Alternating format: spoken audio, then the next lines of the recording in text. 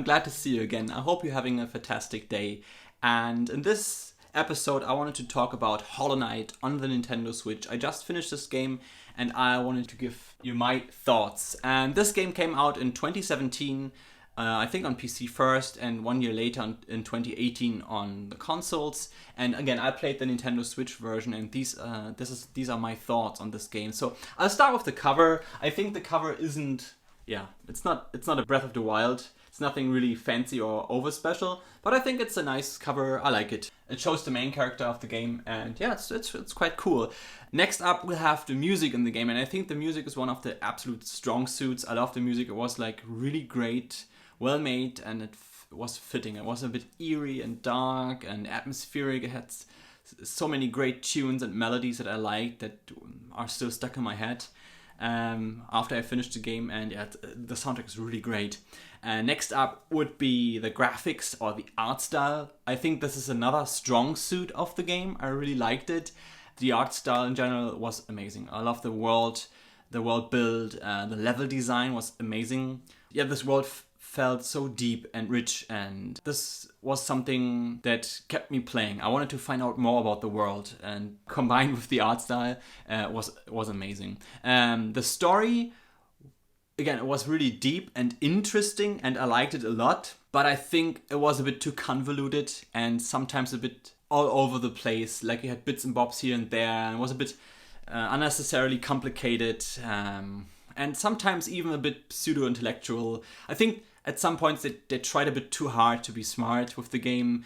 I wish they would have conveyed the story a little bit simpler, a little bit more linear, because I really liked the story. What the bits and bobs I picked up, it was really interesting. I wanted to find out more. This was one of the things that kept me playing.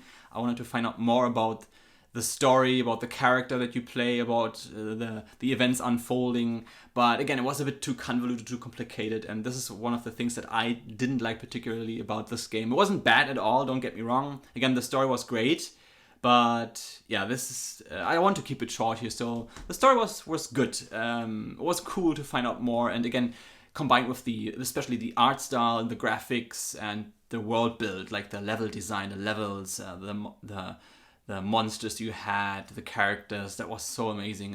It plays, I don't want to give away anything, it plays in some kind of a bug world, and it's really eerie and dark, and sometimes I wish they would have went with a bit more horror theme and more eeriness and darkness, but in tone. But yeah, it was really great. I liked it, so don't get me wrong there. Another thing, the gameplay, it took me a couple of days to get used to the gameplay at the beginning, because the jumping mechanics, it felt a little bit like when you jumped and fell down. It felt a little bit like a stone. You had not real momentum. I noticed this instantly, because when I play other platformers or jump and run games, it feels different. This game, I instantly felt like, oh, this is different. The character falls down, and as soon as you leave the analog stick. And it took me a couple of days, but after that it was fine, so it's no biggie. What I have to say about the gameplay in this game particularly is it's a really hard and tough game, for me at least. I finished the game, it took me about almost 50 hours. I think I got close to 90% completion, and the game was frustrating at some points. It was really hard and really tough. One thing that I didn't like about the game was, like, every time you beat a level boss, or you got some items that are supposed to make you stronger, I didn't get that feeling of a reward in this game. I bet lots of people disagree with that. It's just my opinion. It wasn't anything bad. It just didn't feel like you're beating a boss and then you instantly feel more powerful. You were beating a boss, and sometimes you weren't getting even anything like really good that made you stronger or make you feel like you're going through the levels a little bit more easy. It was dragging at that specific thing, in my opinion, a little bit. Nothing bad. Again, I like this game. I like the gameplay.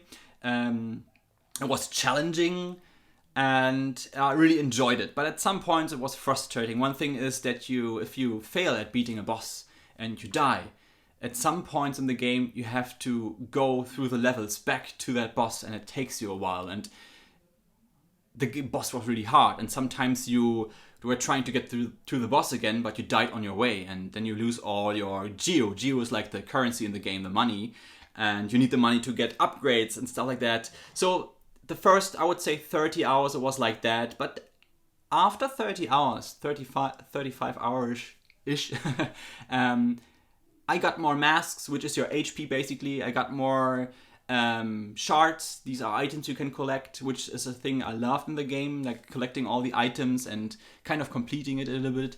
That was cool. But yeah, after 35 hours, you felt a bit stronger and you noticed, oh, I can beat the bosses a bit more easy. And yeah, that's what I like about the gameplay. And am I going for completing the game? I think right now I won't. I have, again, I think 87%. And I know there are different endings and stuff like that. And there's like, you could collect all the rest of the charms and the masks, which is again like something similar to HP. And I think I won't go for that now. Maybe I will pick it up later at some point and play it again or try to complete it. But again, it's a really tough game. It's really hard. It wasn't like I wasn't enjoying the challenge at some points. It was a bit.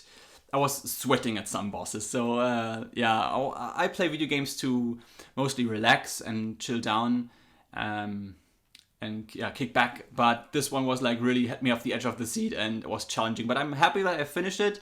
Again, the strong suits are the art style, the music, and what I loved about this game, and this is like the last thing I say about it, was like exploring the world, like uncovering the map, getting to new areas, collecting all the items, the shards, the masks, and the bosses were really creative. And again, it was frustrating and hard and challenging, but they did an amazing job. I think that's the first game of Team Cherry, that's the developer, and I think you could tell a little bit. I'm really excited for the next game. It's called Hollow Knight Silksong, which is the second game, because I think there were some improvements you could make with this game. But other than that, I loved it. It was great. And one thing though, the DLC, this comes with complete all DLCs, if I'm correct here. And I noticed it. You could notice it while playing. You could notice, oh, you pick up something different and here's something different. And it was adding on to the core game. But I think for my experience, I played this for the first time here on the Switch, it felt a little bit too much here and there. Like you were just trying to understand the story and the gameplay and the controls and stuff, and then something was coming from left and right and you could notice, I bet this is DLC. It didn't feel so homogeneous. It felt like add-ons. I think if you played this game early on and really were into this game and you were live there when they added on stuff, DLCs, I bet this must have felt amazing. What I read is that the DLCs, all of them were for free. And again, if you played this from day one on or like early on and you got all these DLCs that added onto the game, I think that was awesome. But for someone who gets into the game in 2021, like a couple years later, you can feel the DLC and it feels a bit too much and you're overwhelmed. You get used to it after a couple of hours, like 20, 30 hours. But yeah, that's something I wanted to mention as well. So how would I rate this game? I would give Hollow Knight on the Nintendo Switch an 8.8 out of 10. I think it's a great game. Again, strong suits are the art style, the music, the uncovering of the world, the map, the lore. It's really interesting, even though it's a bit maybe too convoluted for my taste. But yeah, overall, it was a great game. I liked it. I can't wait for Hollow Knight Silksong. I hope this will come out on the Switch as well, but I bet. And yeah, that's my thoughts on Hollow Knight. I really hope you enjoyed this. And let me know what you think about this game. Have you played it or not? I would like to find that out. And yeah, I see you in the next episode. Until then, have a great day. Bye bye.